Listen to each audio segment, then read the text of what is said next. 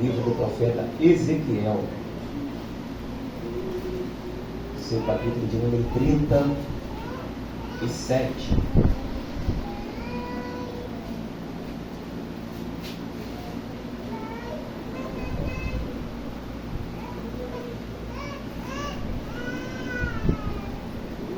Livro do profeta Ezequiel,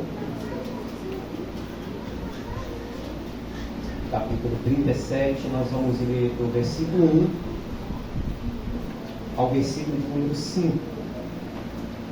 Diz assim a palavra: Depois disso, me fez voltar à entrada da casa, e eis que saíam umas águas de debaixo do umbral da casa, para o oriente, porque a face da casa olhava para o oriente. E as águas vinham de debaixo, desde a banda direita da casa, da banda sul do altar. E ele me tirou pelo caminho da porta do norte, e me fez dar uma volta pelo caminho de fora, até a porta exterior, pelo caminho que olha para o oriente. E eis que corria umas águas desde a banda direita. Saiu aquele homem para o oriente, tendo na mão um cordel de medir, e mediu 1000 côvados, e me fez passar pelas águas que me davam pelos tornozelos, e mediu mais 1000, e me fez passar pelas águas que me davam pelos joelhos, e mediu mais 1000, e me fez passar pelas águas que me davam pelos lombos, e mediu mais 1000, e era um ribeiro que eu não podia atravessar, porque as águas eram profundas, águas que se deviam passar a nado, ribeiro pelo qual não se podia passar. Você que quer pode dar o seu assento, adorando o nome do Senhor. Queridos, eu sei que eu falo com uma igreja madura, ensinada. Muitos dos irmãos que estão aqui nessa noite são seminaristas.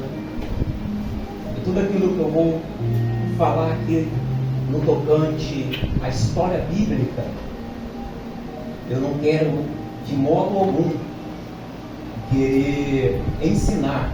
Pelo contrário, só apenas vou lembrar tudo aquilo que os irmãos já sabem, porque eu tenho certeza que outros homens e mulheres de Deus que me antecederam em outras semanas falaram também desse texto, mas eu quero compartilhar alguns detalhes, algumas inspirações que o Espírito Santo colocou no meu coração para a amada igreja. De antemão, eu peço que você tenha um pouco de paciência comigo na introdução, mas eu prometo que nós vamos mergulhar e regozijar em Deus nesta noite. Meu amigo missionário Marcos, existe um teólogo chamado John Stott, que ele costumava dizer o seguinte, pastor Washington, que uma mensagem, para ela começar a amadurecer, ela tem que ser pregada no mínimo 100 vezes. E esse texto aqui, eu confesso para os irmãos, que é a segunda vez que eu vou ministrar aqui.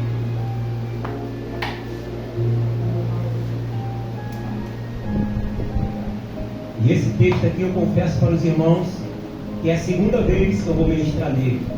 Então a mensagem ainda está verde, mas eu creio que com a inspiração do Espírito Santo, nós vamos regozijar no Rio de Deus nessa noite. Glória! Queridos, quando nós olhamos para o livro do profeta Ezequiel, logo nós vamos observarmos que é um livro de difícil interpretação. Por que, Elias, é um livro de difícil interpretação? Porque é um livro que tem, em sua grande maioria, é um livro rico em alegorias e símbolos. E não é fácil interpretar este livro e o que o profeta está querendo trazer para a igreja, o povo de Deus. Mas quando nós olhamos o livro do profeta Ezequiel, nós vamos observar que inúmeros eventos seja congresso, seja campanha, seja um culto, nós nos deparamos com uma temática, em sua grande maioria, com referência no livro do profeta Ezequiel. A saber, nós já vimos e ouvimos muitos congressos, festividades e campanhas baseados no capítulo 1 do profeta Ezequiel, a visão das rodas. Quem aqui já não ouviu o que nós cantamos aqui nessa noite? O capítulo 37, aonde está registrado o vale de ossos sequíssimos. E nessa noite também nós estamos diante de um texto que está registrado dentro desse livro, que é o capítulo 47, que fala sobre o rio de Deus. Então nós vamos observarmos que este livro, muitas das vezes, ele é citado, ele é lembrado no nosso meio cristão, porque é saudável, porque fala do Senhor, fala das suas grandezas, fala do seu povo e nos traz ricos ensinamentos. Mas se nós quisermos nesta noite realmente extrairmos o que o profeta Ezequiel está querendo nos trazer e nos ensinar no capítulo 47, nós precisamos entender que o capítulo 47 não é um capítulo isolado desse livro. Aqui nós estamos diante daquilo que chamamos da teologia de uma sessão profética. E essa sessão profética ela não começa no capítulo 47, pelo contrário, termina nesse capítulo, mas ela se inicia lá no capítulo de número 40. Então, do capítulo 40 ao capítulo de número 47, Ezequiel vai nos descrever um momento profético, uma sessão profética dentro deste livro. E quando Ezequiel começa a descrever essa sessão, nós vamos encontrarmos alguns pontos de difícil interpretação. Por que, Elias, você trata alguns pontos de difícil interpretação? Porque nós vamos olharmos para aquilo que Deus está revelando ao profeta Ezequiel, e nós vamos observarmos com base na Bíblia, que Deus mostra para Ezequiel aquilo que não mostrou para ninguém. Glória. Nós vamos observarmos que esse templo que Ezequiel começa a ver é um templo totalmente diferente dos templos que Deus revelara aos homens no período bíblico. Por quê? Nós vamos ver que esse templo é totalmente diferente do tabernáculo de Moisés. Esse templo é totalmente diferente dos tabernáculos de Davi. Esse templo em nada, nas suas medidas, nos seus comprimentos, nos seus compartimentos, tem a ver com o templo que Salomão construiu.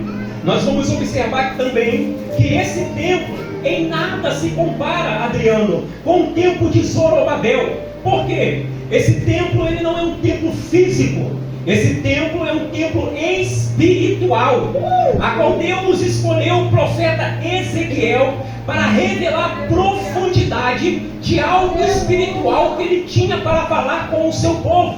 É claro que nós não estamos nessa noite diante de uma escola bíblica e nem diante de um simpósio para trazermos uma análise crítica, detalhada, de cada parte do compartimento desse templo.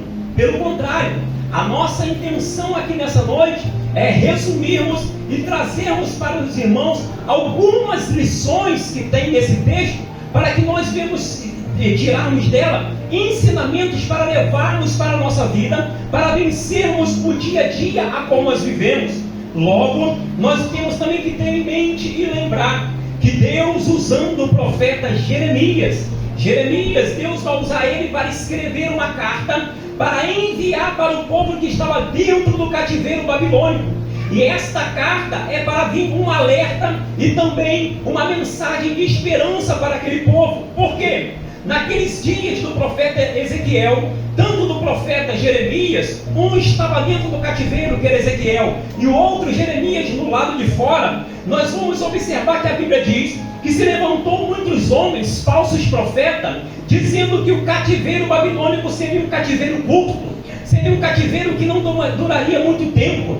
Mas Deus levanta o profeta Jeremias a escrever uma carta e enviar para o povo que estava no cativeiro. E o conteúdo dessa carta tem uma informação importantíssima. Jeremias, como boca de Deus, vai dizer o seguinte para o povo da Babilônia, para os cativos de Judá que estavam na Babilônia: olha, o tempo de cativeiro será de 70 anos. Então vocês podem construir, vocês podem morar dentro da Babilônia, e vocês sejam bênção dentro desse território para as pessoas que estão aí, porque não será um cativeiro curto, mas ao mesmo tempo também não será um cativeiro muito longo.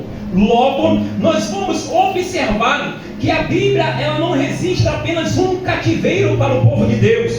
O cativeiro babilônico é o segundo que eles enfrentam. Nós vamos ver que o primeiro cativeiro que o povo de Deus enfrentara foi o cativeiro do Egito. E no cativeiro egípcio, o povo passou aproximadamente 430 anos sendo escravizado dentro do território egípcio. Só que o cativeiro egípcio é totalmente diferente do cativeiro babilônico. É um pensamento meu, eu não estou afirmando e nem trazendo isso aqui como doutrina para a igreja. Muitos dizem no tempo presente, pastor Washington, que o mundo ele tem muito cara de Egito. O mundo é muito comparado ao Egito, só que observando a palavra de Deus, o mundo atual a qual nós vivemos, ele tem mais cara de Babilônia do que cara de Egito propriamente dizendo, porque nós vamos observar que durante esse cativeiro egípcio, a Bíblia diz que o povo está dentro do território egípcio, o povo está dentro de um cativeiro, o povo está agora sendo oprimido, o povo agora está sendo guiado por um faraó que não conhecia a história de José.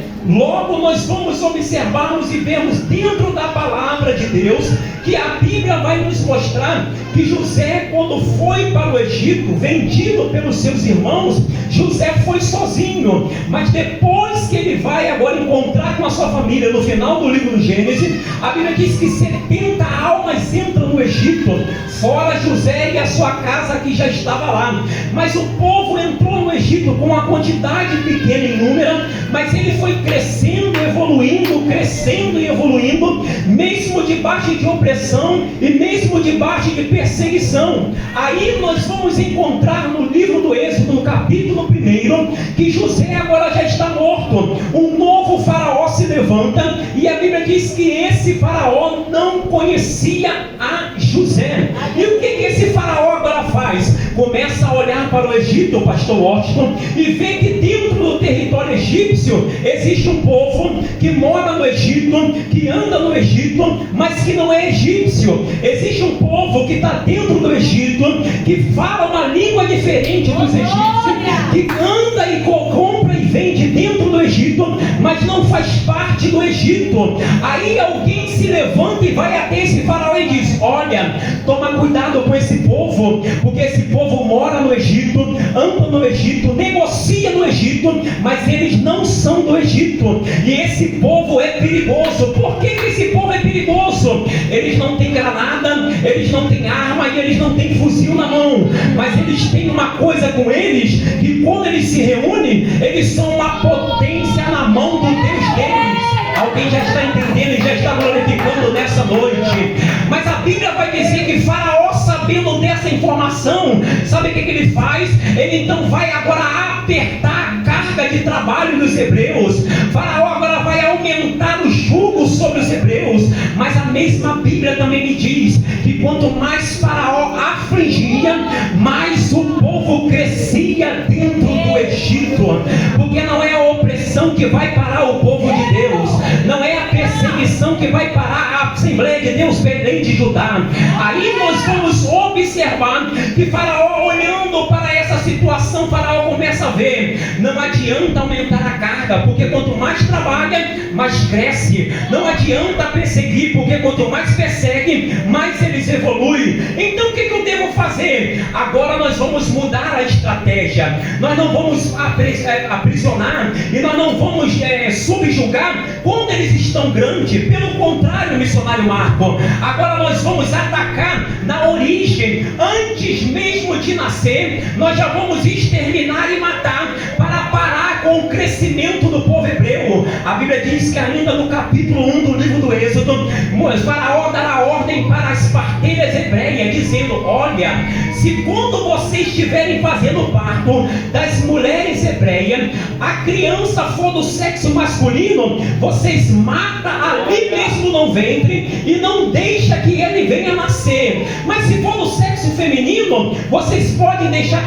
nascer, porque não vai ter nenhum problema. Mas a Bíblia diz que as parteiras que foram orientadas por Faraó, quando chegavam diante das mulheres hebreias, elas não conseguiam executar o mandato de Faraó. Pelo contrário, a Bíblia vai dizer que as parteiras retornam até Faraó, e Faraó vira para ele e diz assim: por que vocês não fizeram aquilo que eu mandei? Eu logo vejo a coragem daquelas mulheres em levantar a voz diante de Faraó e dizer: olha, Faraó, é porque as mulheres hebreias, elas são diferentes. Talvez se fosse para fazer com as egípcias daria certo, mas as mulheres hebreias têm algo que as egípcias não têm. As mulheres hebreias se comportam como as egípcias não se comportam. As mulheres hebreias falam como as egípcias não falam. As mulheres hebreias, elas têm algo nelas que as egípcias não têm. Aí Faraó então agora vai mudar a estratégia. Já que vocês não querem fazer, eu vou pegar os meus soldados e vou dar ordem. Sai pelas casas pesquisando por aí aonde nasceu um hebreu de pouco tempo de vida, pega ele e joga ele no Nilo, para que o Nilo venha terminar de matar o hebreu que agora nasceu há pouco tempo. Só que a Bíblia vai dizer que no capítulo 2, a partir do verso 1, na casa de um homem chamado Arão, tinha uma mulher com o nome de Joquebede. Joquebede agora ela vai gerar, pastor Washington. Joquebede agora ela vai engravidar, e no que Joquebede vai engravidar, a criança vai nascer. Sabe o que eu aprendo aqui? De liberar uma palavra para Belém de Judá nessa noite. Joquebede é o tipo de uma igreja que está passando por perseguição, mas não deixa de crescer. Joquebede é o tipo de uma igreja que está passando por pressão, mas não deixa de gerar. Porque tem muitas pessoas que, quando está sendo aprisionada, quando está sendo perseguida, logo quer abandonar e deixar de fazer aquilo que Deus mandou fazer.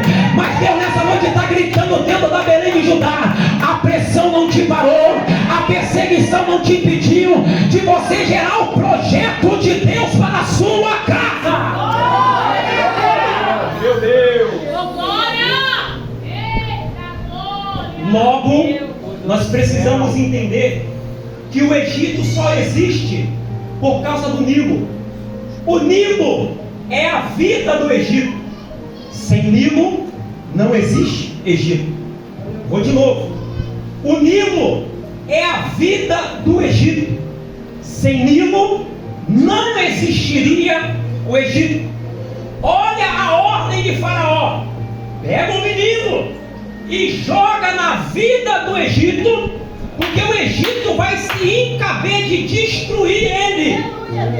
Mas enquanto o Faraó tem um projeto, Deus também tem um projeto na casa de Joquebede. É bom pegar com uma igreja aqui. Enquanto o Faraó tem um projeto, Deus também tem um projeto para o menino que está na casa, que ainda não tem nome. Porque muitas pessoas gritam dizendo: o menino já tinha nome no capítulo 2. Eu te provo na Bíblia, porque eu só prego a Bíblia e mais nada. A Bíblia vai dizer que o menino só recebe nome no versículo 10 do capítulo 2, na casa de Faraó. Porque o menino nasce, o menino é gerado, o menino nasce, o menino cresce, mas ainda não tem nome. Porque o nome não pode fazer quem você é. Pelo contrário, você que vai apresentar você mesmo tem nome para alguém que te reconhecer. Porque o grande problema do tempo presente, nos dias de hoje, é muita gente no nome, mas não tem a mensagem do céu. Mas Deus talvez trouxe alguém aqui nessa noite que não tem nome, que ainda não é reconhecido, mas que carrega o projeto de Deus na tua vida.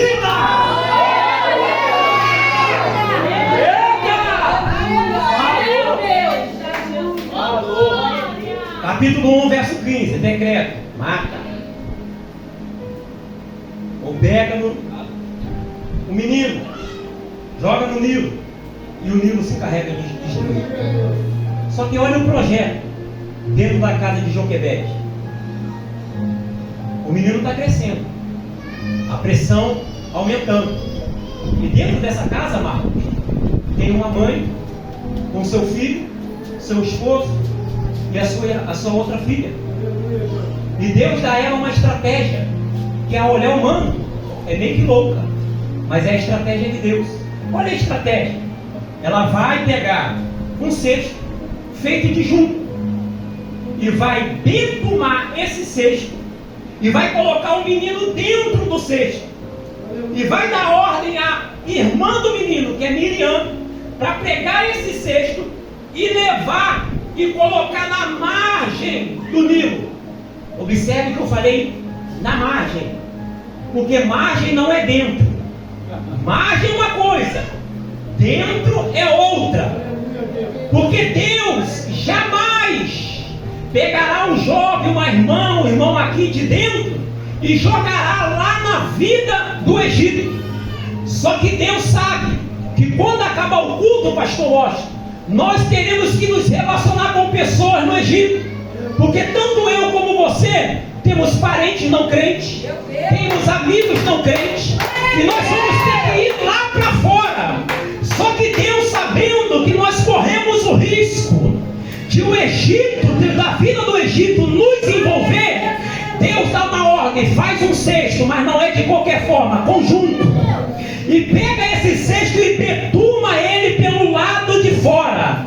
Era Deus falando o seguinte para Miriam e para nós nessa noite: o junco era uma planta que dava no Nilo, e essa planta é chamada de cipreste. E essa mesma planta que originava o junco, umas ramificações de uma árvore, ou a raiz dessa planta, ela também dava origem a uma matéria-prima chamada papiro. E essa matéria-prima chamada papiro, os escritos, foi usado para fazer os primeiros escritos da Bíblia Sagrada. Logo Deus estava falando o seguinte para Joquebede: Joquebede, pega o junco, pega o cipreste, há uma matéria-prima que vai fazer o papiro, que no futuro vão escrever a minha palavra, e prepara um cesto, betuma esse cesto e coloca o menino dentro dele. Sabe o que Deus estava falando para Joquebede? O menino vai ser colocado na margem do Nilo, mas se o Nilo quiser envolver ele, fica tranquilo,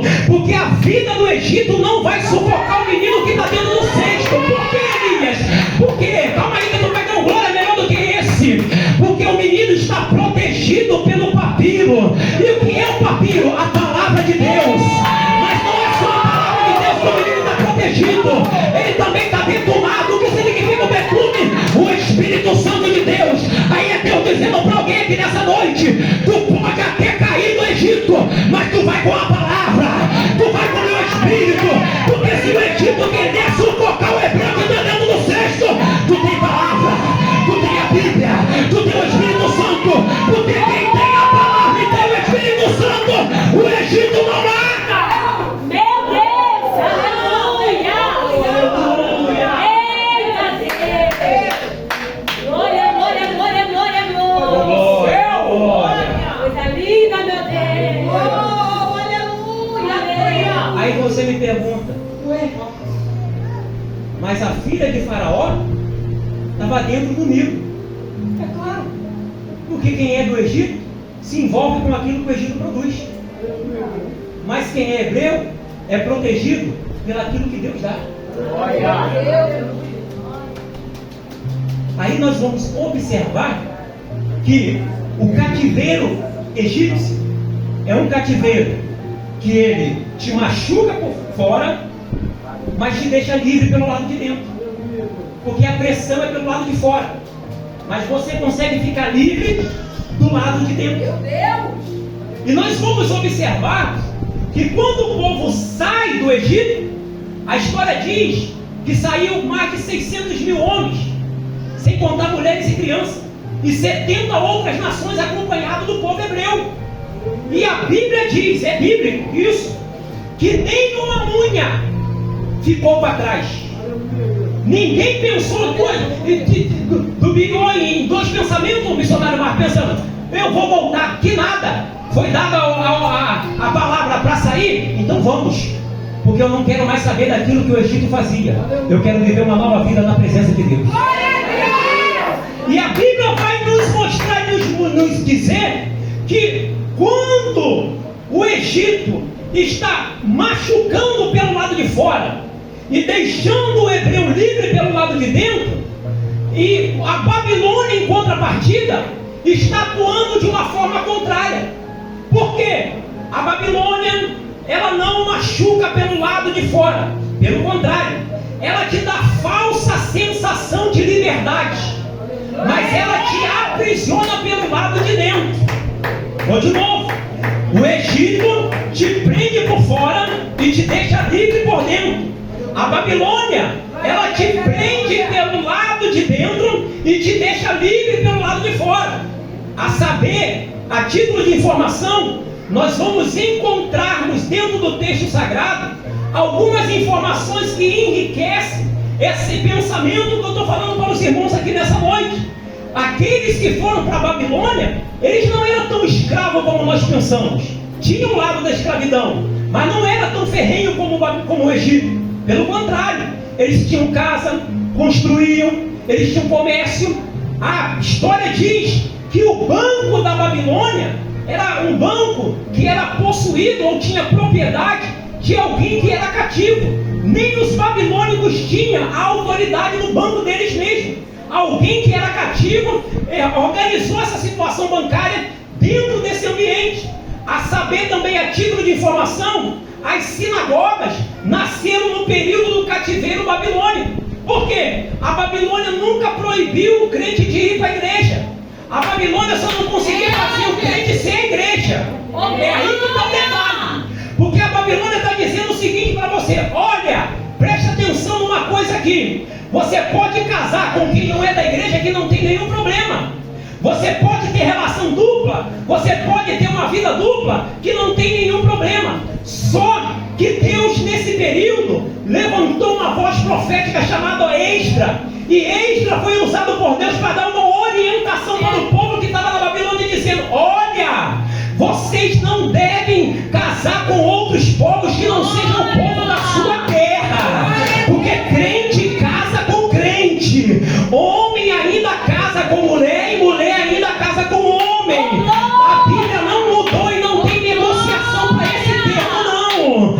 Mas aí nós vamos observar que o povo entrou na Babilônia, e a Babilônia entrou em muitos deles. Eles começaram a casar com quem não era para casar, começaram a dar suas filhas para casar com quem não era para casar também, e virou um misto, virou uma bagunça dentro daquele território. A saber também, a título de informação básico, na base da Bíblia, nós vamos encontrar que no capítulo 3 do livro do profeta Daniel, a Bíblia diz que Nabucodonosor, pastor Osta, agora ele vai levantar uma estátua, e a ordem de Nabucodonosor é a seguinte: olha, toda vez que tocar o símbolo, toda vez que tocar o pífano, toda vez que tocar os instrumentos, vocês devem se curvar diante da estátua que eu levantei. Mas você não vai encontrar no texto, Marcos, a Nabucodonosor dizendo: olha, a partir de hoje vocês estão proibidos de adorar o Deus de vocês. Não, pelo contrário, no capítulo 3, se não me falha a memória, versículo de número 15, Nabucodonosor vai fechar a ordem dizendo: a estátua está edificada, o instrumento vai tocar, e todos têm que se curvar diante dela, seja hebreu ou seja caldeu, não importa. Tocou o instrumento, dá uma curvadinha diante da estátua. Nabucodonosor estava dizendo o seguinte para os hebreus que estavam lá dentro: olha, vocês não estão impedidos de ir no culto do Deus que vocês adoram. Vocês podem ir na igreja, pode dar glória, pode dar aleluia, pode levantar a mão, pode cantar, mas quando o culto acabar, vocês vão ouvir o instrumento tocar e vocês vão ter que se prostrar diante da minha estátua. Sabe o que Nabucodonosor estava dizendo para o povo? A partir de agora vocês vão ter que ter vida dupla. Uma hora vocês vão servir a Deus, outra hora vocês vão servir a minha estátua. Só que o nosso Deus tem uma coisa que Ele não divide com ninguém, que é a sua glória. Não adianta dar glória aqui e falar palavrão lá fora. Não adianta dar glória aqui e ter vida dupla lá fora. Não adianta vir pra cá pegar no microfone e fazer as coisas que o mundo agrada o mundo lá fora. Deus nessa noite está dizendo: ainda existe um povo, ainda existem homens, ainda existem mulheres que podem tocar instrumento, pode levantar decreto, pode falar o que for, que não negocia a sua identidade. E eu já percebi que tem uns 2 ou 3 aqui nessa noite que o instrumento está tocando, Nabucodonosor está pressionando, mas ele está firme de pé dizendo: eu não negocio, eu não troco, eu não vendo, porque eu só adoro meu Deus.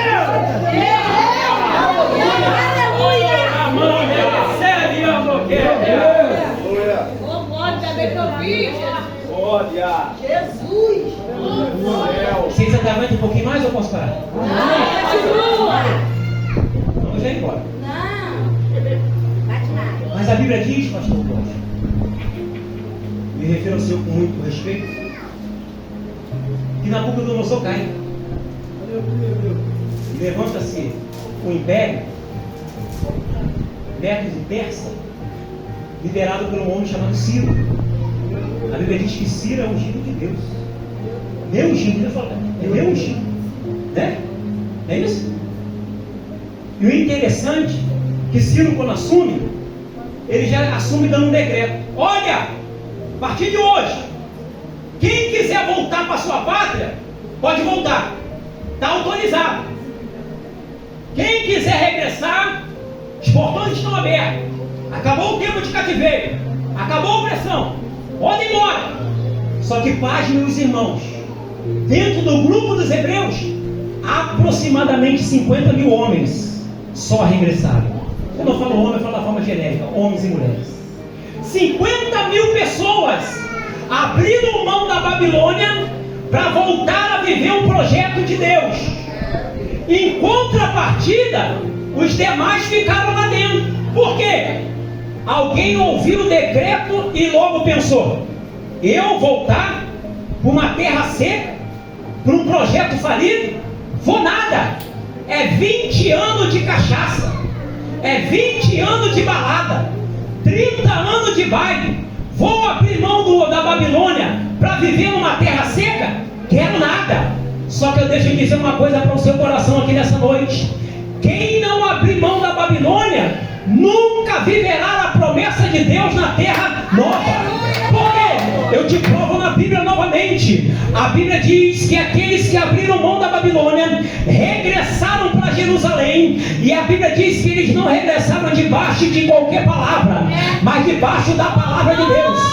Chegaram em Judá, Marcos, e aí o povo começou a querer construir casa. Calma aí, eu vou construir minha casa. Não, calma aí que eu vou fazer a minha. Aí Deus levanta um profeta, que é intitulado como um profeta menor, para chamar a atenção do povo e dizer: ei, vamos parar com esse negócio de querer fazer a sua casa primeiro, porque vocês não voltaram para a terra que eu prometi a vocês para fazer a sua vontade, mas primeiro para fazer a minha vontade. Vamos edificar a casa do Senhor. Mas edificar como? De qualquer jeito? Não. Tem uma ordem, tem um decreto, tem uma direção, mas também tem uma promessa, Adriano. Para quem abriu mão da promessa, Deus, para quem abriu mão da Babilônia, Deus deu uma promessa para a vida deles, dizendo nessa noite: já que você abriu mão da cachaça, já que você abriu mão da vida dupla, já que você abriu mão da balada, já que você abriu mão do erro, eu tenho uma promessa para o teu coração nessa noite. Qual é? Lá vai Ageu capítulo 2, verso de número 9. A glória desta última casa será maior do que a primeira. Eu vou de novo para ver se alguém reage nesse lugar. Há uma promessa para quem abriu a mão da Babilônia e decidiu abraçar o projeto de Deus. A glória desta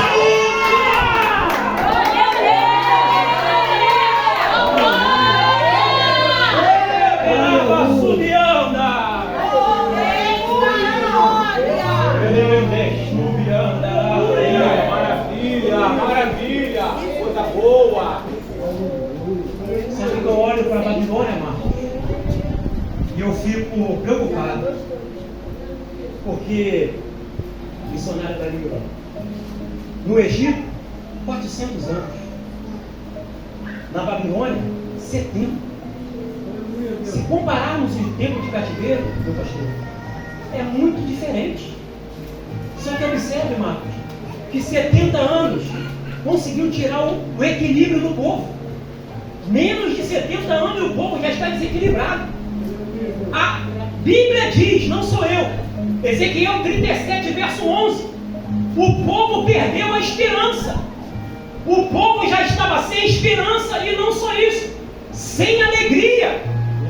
Menos de 70 anos e o povo já perdeu a esperança e perdeu a alegria. Eles estavam sem equilíbrio. O salmista, no Salmo de número 137, vai dizer que o povo pegou as suas harpas e pendurou numa árvore chamada salgueiro. Depois você pesquisa na internet, a árvore salgueiro é uma árvore horrível, uma árvore feia. Alguns chegam a chamar ele de salgueiro chorando. Quando você olha assim, você não vê muito aspecto e muita beleza. O salgueiro fala de tristeza, a harpa fala de alegria. Logo o povo estava dizendo, a nossa alegria foi embora. Agora nós estamos vinculados à tristeza. A nossa língua se agarrou ao paladar. E nós não temos mais motivo para louvar a Deus. Nós não temos mais motivo para cantar um hino ao Senhor. Ou seja, a Babilônia conseguiu tirar o equilíbrio do povo de Deus. Aí dentro desse contexto, aonde os irmãos estavam tristes, desequilibrados, alguns negociando a fé, se dobrando diante de estátua, outros sem alegria, sem esperança, sequíssimo, como diz o capítulo 37, Deus agora vai pegar o profeta Ezequiel e vai levar ele para uma visão, que é a sessão profética que nós falamos no início, a partir do capítulo 40 até o capítulo 47. E no capítulo 47 que nós lemos nessa noite, Ezequiel vai começar a ver que tem um ser, que tem um homem, que tem um cordel de medir na sua mão. E esse homem, ele começa a medir 1000 côvados, convertido para nossas medidas métricas, 500 metros. E Ezequiel começa a observar que quando ele está do lado de fora, Marcos, do templo, há uma nascente, há uma fonte que sai do altar desse templo e que essa água vai jorrando, passando pelo templo e vai embora. Mas também tem um varão com um cordel de medir, acompanhando Ezequiel, dizendo, olha, eu vou medir 500 metros, depois mais 500, mais 500 e mais 500, totalizando 2000 metros de medida. Só que observe uma coisa, Ezequiel está sendo acompanhado por esse varão. O varão, Marcos, mede 500 metros, e a Bíblia diz que Ezequiel, ele vai e molha os pés. Ezequiel está vendo o rio, Ezequiel está vendo o varão, Ezequiel está sendo convidado para se envolver com o que o altar está produzindo. Mas Ezequiel é diferente de muitos dos nossos dias. Por que, Elias, Ezequiel é diferente de muitos dos nossos dias? Porque tem muitas pessoas, pastor Washington, que até vê o rio, mas não consegue se envolver com o rio. Porque tem muitas pessoas no nosso meio que conhecem de tudo, conhece de TikTok, conhece de Instagram, conhece de iPhone, conhece de carro, conhece de dinheiro. Se perguntar a cotação do dólar para ele, ele vai te dizer tudo, de geografia, de religião, de tudo que ele imagina, mas não conhece nada de rio. Mas nessa noite eu já pude observar que tem no mínimo 10 aqui nessa noite, que está vendo o altar produzindo, que está vendo algo saindo do altar e está dizendo, eu não vim aqui para assistir culto, porque culto não é teatro onde você paga e entra para assistir. Isso aqui não é Big Brother, isso aqui não é novela, isso aqui é casa de Deus. E na casa de Deus você tem duas opções: ou mergulha no rio que está jorrando aqui desde as 19 horas, ou você vai ficar me olhando e dizendo, eu não estou entendendo nada. É claro, porque o altar está produzindo e está convidando alguém nessa noite. Quer entrar? Entra. Quer mergulhar? Mergulha, porque o rio de Deus está passando aqui nesse lugar. Oh, aleluia! Aleluia! E aí nós vamos observar, e eu concluo nessa noite, que Ezequiel ele vai passar,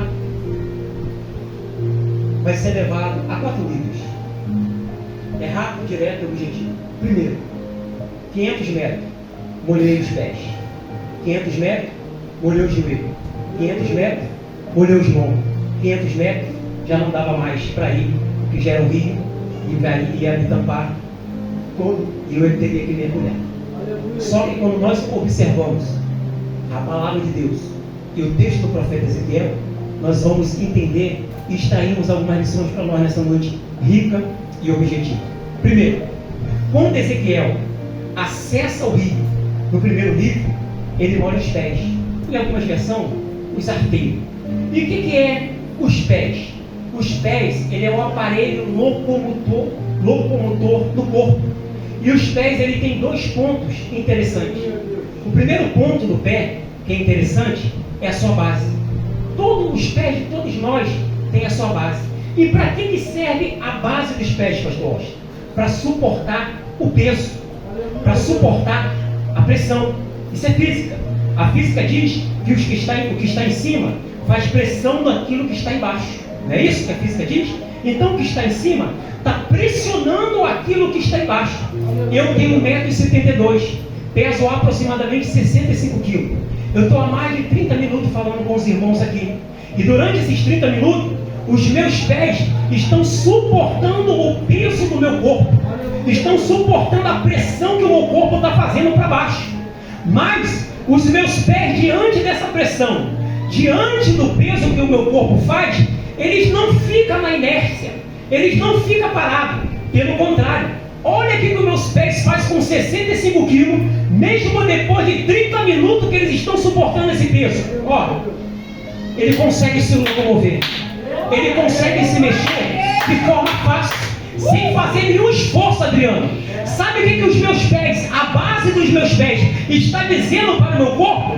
Não importa o tamanho da pressão, não importa o tamanho do peso, nós não vamos ficar paralisados. Eu não sei o tamanho do peso que você está carregando no ano de 2026. Eu não sei o tamanho da pressão que você está carregando no ano de 2026. Mas Deus nessa noite está dizendo para alguém aqui: quer suportar essa pressão que está na sua vida? Começa a colocar o pé no rio. Porque enquanto o teu pé for colocado no rio, a pressão pode vir, o peso pode vir, mas você vai suportar. Você vai suportar. A pressão não vai te parar, a crise não vai te parar. Pelo contrário, você vai mandar uma resposta para essa pressão nessa noite dizendo: eu não estou na inércia, eu estou me movimentando.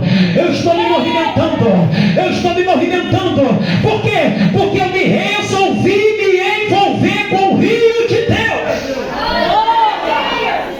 Só que os pés têm um outro ponto interessante: é os dedos. E não é a base do pé que dá equilíbrio para a sua vida, e sim os dedos. Porque se perdemos um dedo do pé, o nosso corpo fica desequilibrado. Até porque caminhar é corrigir uma queda. Toda hora que você está caminhando, você está corrigindo uma queda. Se faltar um dedo, você perde o equilíbrio. Então observe o que a mensagem que os pés, junto com a base e com os dedos, está mandando para o nosso corpo central, para a nossa mente. Não importa o tamanho da pressão, não importa o tamanho do peso, nós caminharemos e não perderemos o equilíbrio. Mas a Babilônia está pressionando, não importa. Quando tem gente negociando a fé, Belém de Judá está gritando: nós estamos caminhando porque nós cremos na promessa. Mas enquanto tem pessoas cedendo à pressão, Belém de Judá está caminhando e dizendo: não importa, porque nós aguentaremos a pressão e nós manteremos o equilíbrio. Deus nessa noite está dizendo para alguém aqui nessa noite: não importa aquilo que está vindo sobre a sua vida, de pressão, de afronta, de ameaça. Deus nessa noite está querendo saber: vai entrar no rio ou vai ficar olhando para o rio? Se você ficar olhando para o rio, a pressão vai te derrubar, a ameaça vai te parar. Mas se você mergulhar no rio de Deus nessa noite, não tem pressão, não tem capeta, não tem vela preta, não tem macumba que faça